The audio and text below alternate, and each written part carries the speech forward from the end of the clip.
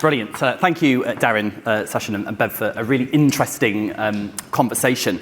I think having sort of listened to that, there's a lot of points that actually resonated with me. And I think there's this sort of connectivity issue with diversity data when it comes to how do we connect the request for the data with the why that this is important.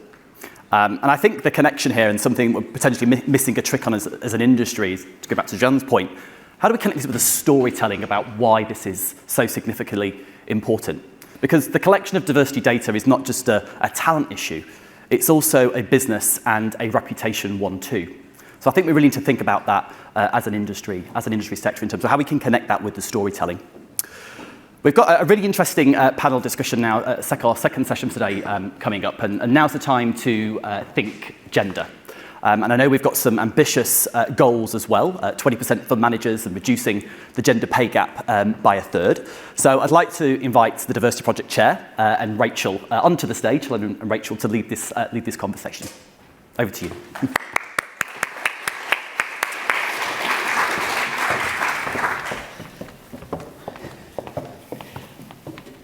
Great. Well, it's great to be back up here and really enjoyed this discussion so far.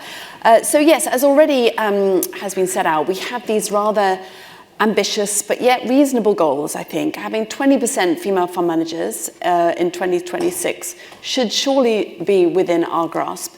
And obviously we have one of the worst gender pay gaps. Obviously there are multiple measures, but on any measure we are, well, the data shows we're the second worst, the only worse than us is investment banking. So clearly the city has a problem, and it is very sobering. I spent quite a bit of time in the summer actually using data that was very kindly provided by Mark Freed from E2W, compiling a spreadsheet to look at the trends since the first gender pay gap reporting was made mandatory 2017. And it is very sobering, entering numbers like 80% for some firms in some of the measures. So we have a problem, and I'm afraid to say it's not getting any easier. The proportion of female fund managers, according to data that was recently published by Investment Week, has fallen to 11.2% from 14% 20 years ago. To those of us like me who've been around a long, long time in the industry and who've, I think, felt that there is progress in terms of the culture that has been talked about already, this is a very dismal development. And although we have had our own goals around the gender pay gap and around, well, it's an absolute goal, but around the gender pay gaps have been set across the baseline of 2019. So we've now had 2020's data produced.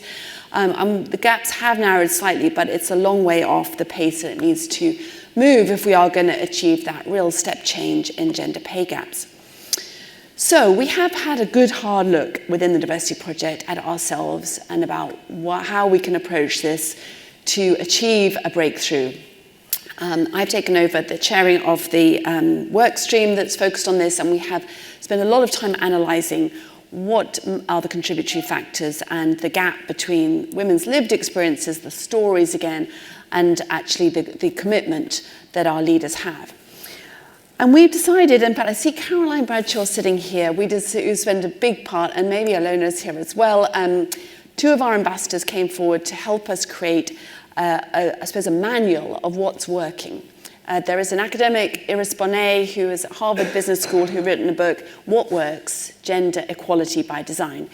We stepped back from the equality word because that seemed a little ambitious, but goals towards moving towards more gender balance. And we wanted to compile all the success stories within our industry of things that are working, whether it's at the recruitment stage, promotion stage, culture, etc.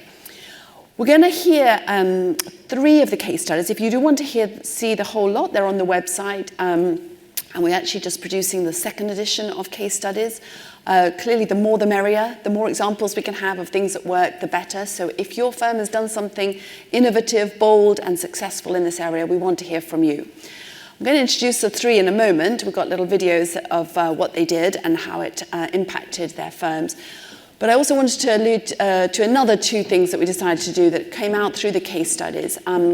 We are very conscious that we need men to help us here. One of my experiences from the 30% Club days was that, men leading the change here, not just sort of saying, yes, we're very supportive, carry on. really can make a big impact and really can change things. And we're very conscious that it's a bit chicken and egg. If you've got a very male-dominated industry, it's very hard to attract and retain and develop female talent because it sometimes can feel quite isolating. So there is a breakout session which Cosmo Elms is going to be leading if you want to hear more about male allyship, which we think holds the key to unlocking this to a large degree.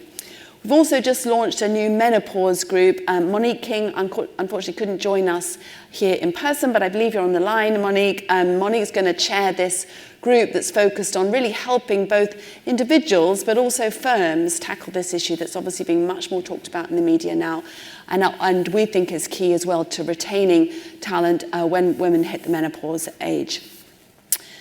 But now we're going to hear from three stories, but on a corporate level. We're going to hear from three of our firms that actually generally are doing brilliant things around improving diversity and inclusion. That's not to say others aren't, but we're hearing from Fidelity, what they did around changing how they manage funds, very fundamental. We're going to hear from BGF, which is a private equity firm. So we do include some of those in our membership, and we're pleased to. We want to create this joined-up approach, as I said, about something that they did that was very impactful.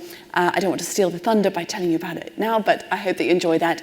And then last but not least, we're going to hear from Aviva investors, who I should have thanked right at the start for letting us use this wonderful auditorium and all the facilities, and have been amazing in a number of respects, but they're going to talk about the Women Returners Programme, which then Rachel is going to talk a little bit more about. So without further ado, can we play the video, please?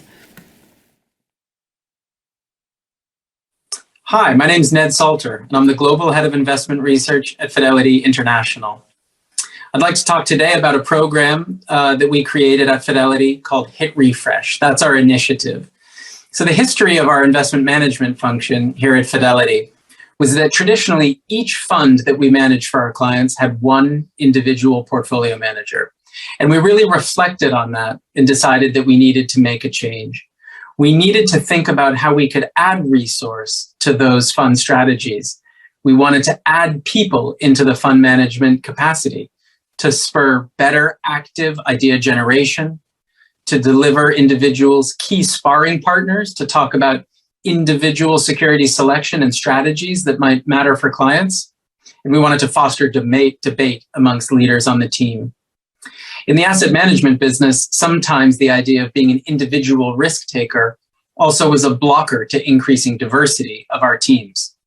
And then, of course, most notably, which is an issue that plagues the asset management industry generally, is that of the track record problem.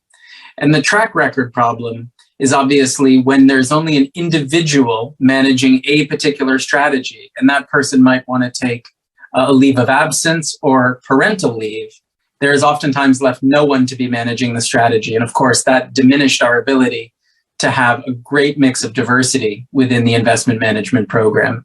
And so this was the source of our desire to create the program, which we called Hit Refresh.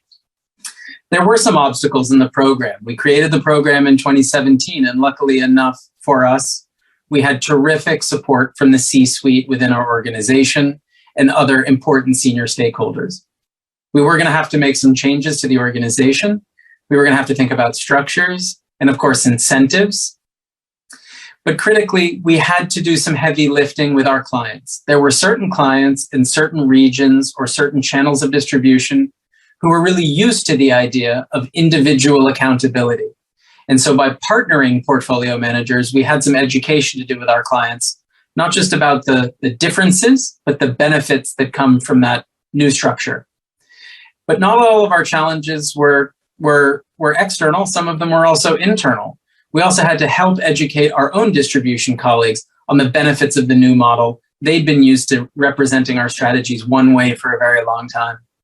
And ultimately, we had to think about the new way to represent the strategy, one more of partnership and collaboration, not just individual accountability.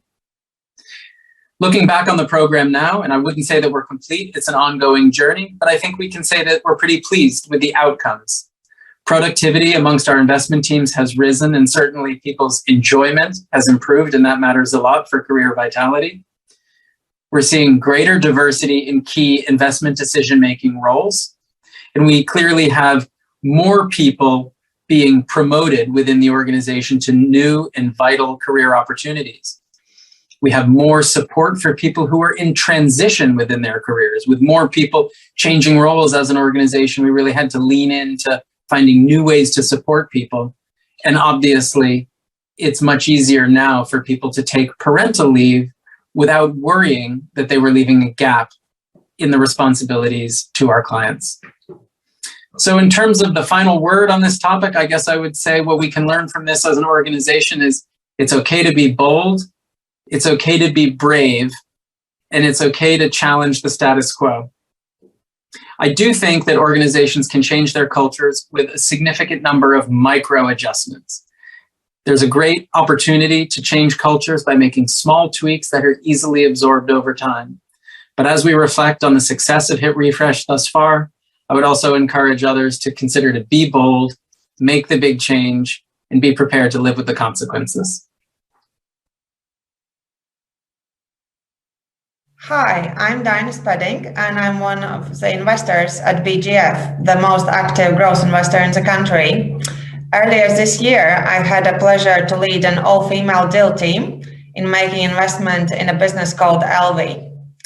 LV is an innovative tech business which develops products for women, such as pelvic floor trainer and silent wearable breast pump. But they have huge ambitions to enter other categories of femtech and continue to scale internationally. And I guess from the very first meeting I had with its founder, Tanya, I was very confident that this is a business I really want to back. I felt that the whole team is really passionate and committed to really enable women and give them tech to improve their lives and improve their health. And also I felt that products are really innovative and high quality, backed by a very strong in-house R&D expertise, which is actually quite rare to see, especially in this sector. And finally, I also saw that the brand, LV brand itself, really resonates with many women across the world. Some of them actually never having bought LV products before, but they really knew that LV existed and really liked the message and their mission, what they were trying to achieve.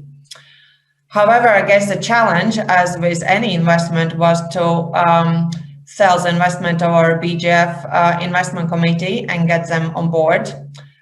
We were asking for 20 million check to be able to become a lead investor in the round and also get a right to a board seat.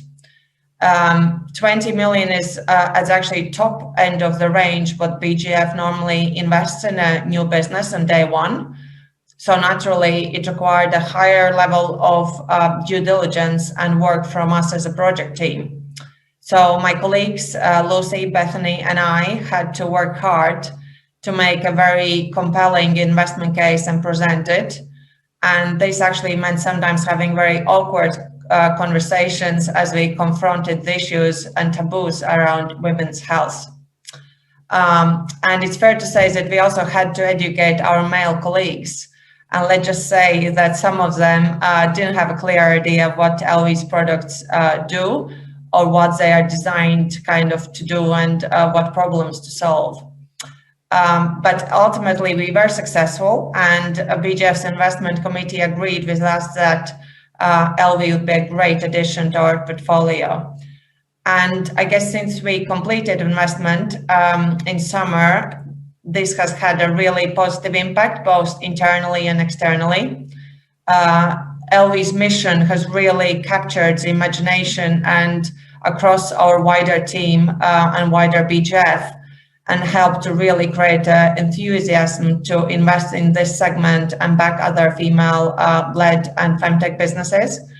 And it also helped reinforce BGF's position as the most active growth investor in female-led scale-ups, which is a key goal for us.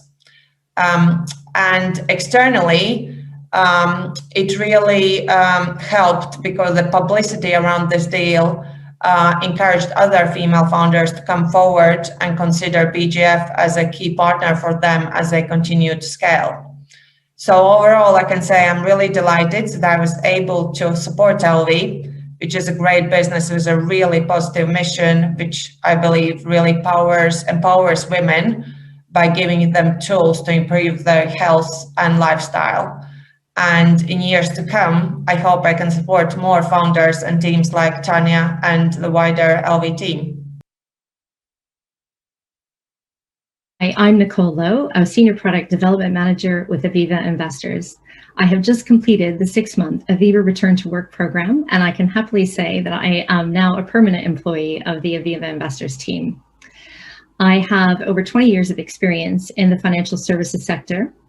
I started my career journey in the Big Four doing consultancy for mergers and acquisitions and business valuation. And then I made the jump into asset management, where I spent 12 years in a variety of roles from investment performance to portfolio management and product development. I decided to take a 4.5-year career break so that I could spend time with my boys before they were both in school. I think stepping away from my career was like stepping into a precipice. It was very scary to do that. However, I wanted to really embrace that precious time with my children while they were so young. I knew that I ultimately wanted to come back to my career. I wasn't entirely sure how or what that would look like, but when I began looking, I came across the Returner program. Jumping back into my career was a daunting experience after a break, but as I began the Returner program, I realized that there was infrastructure in place to help make the transition as smooth and seamless as possible. I realized quickly that it was a fantastic opportunity for me to relaunch my career after the break. And I was absolutely blown away by the response in the business when I would tell people that I was a returner. Everyone was happy to share stories about other successful women returners that had been on prior programs. Ultimately, I was recognized right away for my professional experience and also for my fresh perspective that I could bring to the table. The biggest benefits of being a returner were, one, the support infrastructure that was put in place to support us. There was training embedded in the onboarding process. There were introductions and informational sessions set up with heads of business functions. There was an internal mentor assigned, and we had a buddy who we could ask day-to-day questions of. And wrapped around all of that was coaching provided to us by women returners, which was there to not only help us rebuild our confidence, but also to help us really stop and think about what it was we wanted out of our careers at this stage. The second biggest benefit to me was the 6-month duration of the program. That really gave me an opportunity to evaluate whether the role or the company or even the whole notion of returning back to my career was a good fit. And lastly, I would say that the cohort of amazing, strong female talent who were also going through the program was a significant benefit. There was a real support structure put in place amongst ourselves, both on a professional level and also on a personal level, as we were all trying to realize how to juggle home and career again. Women who want to return back to work are a large untapped pool of talent who bring with them a range of qualifications and professional experiences, a fresh perspective, and also fresh energy. And I would certainly say that returners understand the value of time and productivity. It also allows the organization to do a litmus test on the talent that they bring in, to stop and assess the skills and strengths of the returner and place them in the business where they might be the best fit. It also helps solve the pipeline problem. So you're bringing in women who are at a mid to senior career level with the hope that they will provide and be promoted to leadership positions within the organization in future. Ultimately, organizations are comprised of individuals, and diversity with those individuals helps make a stronger organization, and women returners are a strong component of that. I can honestly say that taking part in the Returner program has been one of the most valuable career experiences for me, and at the end of it, Aviva investors get a highly motivated, enthusiastic employee with 20 years of experience. Well, hopefully at the end of that, you've got some idea about some of these micro adjustments that we can look at making. I think that was a phrase that Ned Salter used. Bev, you used the phrase of multi-levers. Wouldn't it be great if I could stand here on the stage today and say, right, this is it, job done, this is how we're going to go achieve the gender balance, but that's not going to happen. And that's what all these case studies have been put together for. And I think there's a responsibility on all of us here. It doesn't matter whether you're C-suite, whether you're a team leader, whether you're just starting out in your career. There's a responsibility for all of us to be able to help contribute to that gender balance. I loved what Ned had to say when he did his Fidelity bit. I have a personal pet peeve about star portfolio managers anyway, but that's a whole different conversation for another day. But I loved what he said about being bold and being brave and being prepared to take a jump. And it's not going to be a straight linear path. You know, you're going to have to persuade your clients, you're going to have to persuade distribution that you want to do something different. They started on this journey at Fidelity in 2017. You know, Rome wasn't built in a day. I also learned a lot from listening to that video, watching the video that Dana gave as well. I didn't even know femtech was a thing. And now I know femtech's a thing, and I think it sounds really cool. Well, what can I say about returners? Thank you, Nicole, for the amazing video. She's over there. You can embarrass her later. She is indeed a highly motivated and individual with 20 years worth of experience. There's not much point me standing up here on stage and telling you about how amazing returners are. Jan, I could give you my whole story, but I haven't got time to do it today. I am a returner myself, and that's why I'm so passionate about trying to get returners to come into our industry. I think really, though, Nicole said it all. She's experienced, she's career-focused, she brings a different perspective, and I can tell you she's got a really infectious giggle as well, which is massively helpful when you're doing some of the calls she and I have been doing recently. The returners work stream has been up and running pretty much since the inception of the Diversity Project in 2016, and like many work streams, we actually found it took us a little bit of time to kind of find our way, to find out what we were really trying to achieve. But in the last 3 years, we've really taken massive steps forward in terms of raising profiles about what career returners are. And if you need to know more, we have stacks and stacks of information, and the email that you can get in touch with us on is at the end of this. But we've also launched a cross-company program. That's what Aviva Investors and Nicole has participated in this year. And we launched it in 2020. We launched it in 2020, in April 2020, 2 weeks after we had gone into lockdown.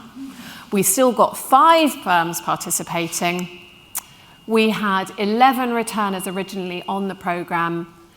8 of them went on to get permanent roles, and we had over a third ethnically diverse. So this isn't just a one-stop shop to try and fix your gender pay balance. This is going to help on the ethnic diversity as well.